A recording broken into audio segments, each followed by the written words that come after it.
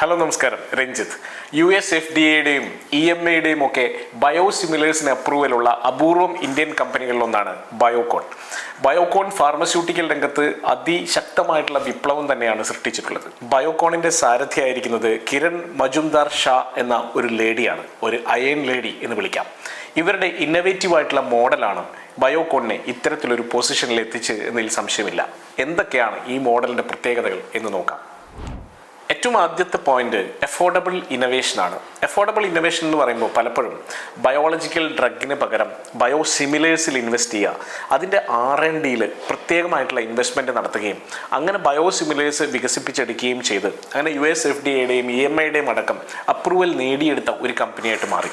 പലപ്പോഴും അഫോർഡബിൾ ആയിട്ടുള്ള ഒരു ട്രീറ്റ്മെൻറ്റിന് വേണ്ടിയിട്ടുള്ള കണ്ടിന്യൂവസ് ആയിട്ടുള്ള ഇന്നവേറ്റീവ് ആയിട്ടുള്ള റിസർച്ചുകൾ, അതിനുവേണ്ടിയുള്ള സെപ്പറേറ്റ് ഡിപ്പാർട്ട്മെൻറ്റുകൾ എന്നിവയ്ക്ക് പ്രത്യേക ഫോക്കസ് കൊടുത്തു എന്നുള്ളത് കിരൺ ചെയ്ത ഒരു വലിയ കാര്യം തന്നെയാണ്. കാരണം പലപ്പോഴും ഫാർമസ്യൂട്ടിക്കൽ കമ്പനീസ് ഈ അഫോർഡബിലിറ്റി ഫോക്കസ് ചെയ്തുകൊണ്ട് ഇന്നവേഷനിൽ ഇൻവെസ്റ്റ് ചെയ്യുന്നത് വളരെ കുറവാണ്.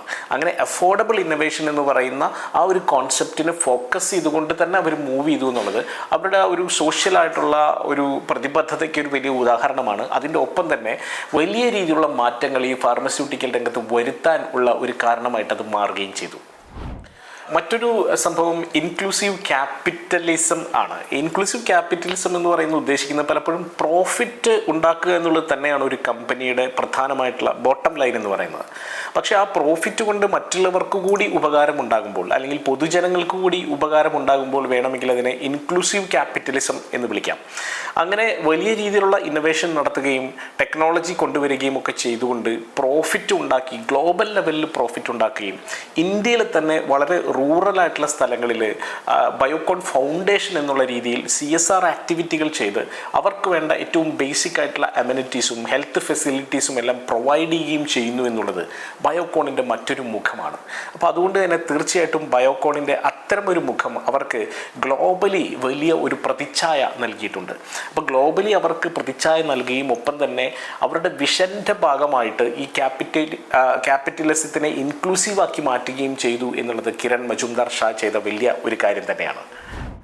മറ്റൊന്ന് സ്കെയിലബിളായിട്ടുള്ള ഹെൽത്ത് കെയർ സൊല്യൂഷൻസ് ആണ്. പല സ്ഥലങ്ങളിലും വളരെ സ്കെയിലബിളായിട്ടുള്ള റെപ്ലിക്കേറ്റ് ചെയ്യാൻ പറ്റുന്ന ഹൈ ക്വാളിറ്റി ഇൻഫ്രാസ്ട്രക്ചറുകൾ ഉണ്ടാക്കുകയും ഈ ഹൈ ക്വാളിറ്റി ഇൻഫ്രാസ്ട്രക്ചറുകളിലൂടെ പലതരത്തിലുള്ള ചികിത്സകൾ ആളുകൾക്ക് ലഭ്യമാക്കുകയും ഒപ്പം തന്നെ പലതരത്തിലുള്ള മരുന്നുകൾ ആളുകൾക്ക് ലഭ്യമാക്കാനുള്ള ഫെസിലിറ്റീസ് ഉണ്ടാക്കുകയും ചെയ്തു എന്നുള്ളതാണ്. അപ്പം ക്വാളിറ്റിയിൽ ഒരു തരത്തിലും കോംപ്രമൈസ് ചെയ്യാതെയാണ് ഈ റിപ്ലിക്കേഷനിലേക്ക് കിരൺ മജുംദാർ ഷാ ഈ ഒരു കോൺസെപ്റ്റിനെ കൊണ്ടുപോയിരിക്കുന്നത്. അത് ഹൈ ക്വാളിറ്റിയിൽ തന്നെ ആളുകളിലേക്ക് ഇവരുടെ കോൺസെപ്റ്റുകളും അല്ലെങ്കിൽ ഇവരുടെ സൊല്യൂഷൻസും ഇവരുടെ മരുന്നുകളും ഒക്കെ എത്തിക്കണമെന്നുള്ള ശക്തമായിട്ടുള്ള ഡിസയറിൻ്റെ ഭാഗമായിട്ട് തന്നെ സംഭവിച്ചിട്ടുള്ള കാര്യമാണ്. അതുകൊണ്ട് തന്നെ ഇതിനൊരു മോഡലായിട്ട് തന്നെ കരുതാവുന്ന സംഭവമാണ്. പലപ്പോഴും നമുക്കറിയാം, ബിസിനസ്സുകൾ അടുത്ത ലെവലിലേക്ക് ഉയരുന്നതൊക്കെ കൊളാബറേഷൻസിലൂടെയാണ്. പ്രൈവറ്റ് പബ്ലിക് പാർട്ട്ണർഷിപ്പുകളിലൂടെയും കൊളാബറേഷനുകളിലൂടെയും, പ്രത്യേകിച്ചും WHO പോലുള്ള സംഘടനകളുമായി കൊളാബറേറ്റ് ചെയ്തുകൊണ്ട് വാക്സിനുകൾ ഡെവലപ്പ് ചെയ്യുന്ന കാര്യത്തിൽ ബയോകോൺ എപ്പോഴും മുന്നിലുണ്ടായിരുന്നു. അപ്പോൾ അതുകൊണ്ട് തന്നെ WHO-ൻ്റെ ഏതൊരു പോളിസിക്കും അനുസരിച്ച് അല്ലെങ്കിൽ പുതിയ ഇനീഷ്യേറ്റീവിനനുസരിച്ച് ബയോകോൺ അവരുമായിട്ട് കൈകോർക്കുകയും ഒരുപാട് പുതിയ തരത്തിലുള്ള ഇനീഷ്യേറ്റീവുകൾ പല രാജ്യങ്ങളിലായിട്ട് ഇംപ്ലിമെൻ്റ് ചെയ്യുകയും ചെയ്തിട്ടുണ്ട്. അപ്പോൾ അതുകൊണ്ട് തന്നെ വളരെ ഈസി ആയിട്ട് ആളുകൾക്ക് വാക്സിൻ അടക്കമുള്ള കാര്യങ്ങൾ ആക്സസിബിൾ ആക്കാൻ WHO-ൻ്റെ സഹായത്തോടു കൂടി ഇവർക്ക് കഴിഞ്ഞിട്ടുണ്ട് എന്നുള്ളതാണ് വാസ്തവം. അടുത്തത് ഒരു കൾച്ചറൽ ഇന്നവേഷന് വേണ്ടി അവർ ഫോക്കസ് ചെയ്തു എന്നുള്ളതാണ്. പ്രത്യേകിച്ചും സ്ത്രീകളെ ഫോക്കസ് ചെയ്തുകൊണ്ട് STEM കൾച്ചർ ഒരുപാട് ഉണ്ടാക്കിയെടുക്കാനുള്ള പരിശ്രമങ്ങൾ ഉണ്ടായിട്ടുണ്ട്.